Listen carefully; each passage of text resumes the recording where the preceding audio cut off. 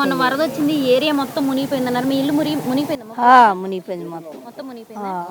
ఆడ కట్ట అవతల దాబా ఉంటే అందుట్లో ఉండవు 10 రోజులు. 10 రోజులు మళ్ళీ ఎవరన్నా వచ్చారమ్మా మీ దగ్గరికి? వచ్చారండి, చెకింగ్ చేసుకొని పోయి ఎవడన్నా వచ్చినోడులే. ఆ రాశామా వాళ్ళండ్ర ఇల్లు గురించి రాలే. డబ్బులు ఇచ్చేటప్పుడు ఇవ్వాలంటారు ఎత్త చూడు పింఛన్ ఆమె రాసుకొని పోయింది. ఇంకెవరు చూడ పడలేదమ్మా. దానికి అసలు ఇంటికి రాయలేదమ్మా మాకు. ఏమో ఆమంట రాసినా నాన్న పేరే లేదు, పింఛన్ మటుకు ఇచ్చిపోతుంది. అడిగా మేమేందమ్మా రాయలేదంటే రాసాము అమ్మ మేమేం చేసాం పడుందమ్మ నాయన. మా ఇల్లు అంతా కొట్టకపోయిందా, ఏం లేదు, రేగు చెట్లు ఉంటాం. మరి నాకేం ఆయన కనపడదు, నాకు కాలేజ్ ఎవడు చేసిపోతున్నాయా.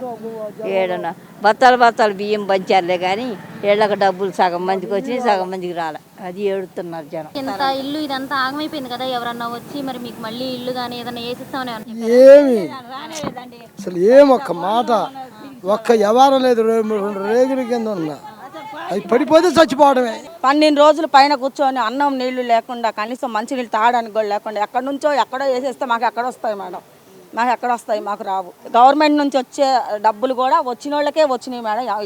చాలా మందికి ఇక్కడైతే రాలేదు. ఇక్కడైతే రాని వాళ్ళ దగ్గరికి రాసుకోవడానికి వెళ్ళి సచివాలయం దగ్గర చెక్ చేసుకోమన్నారు. చెక్ చేసుకుంటేనే వచ్చింది అంటున్నారు. తర్వాత వెళ్ళి చూస్తే మీ బ్యాంకులు లింకులు లేవంటారు.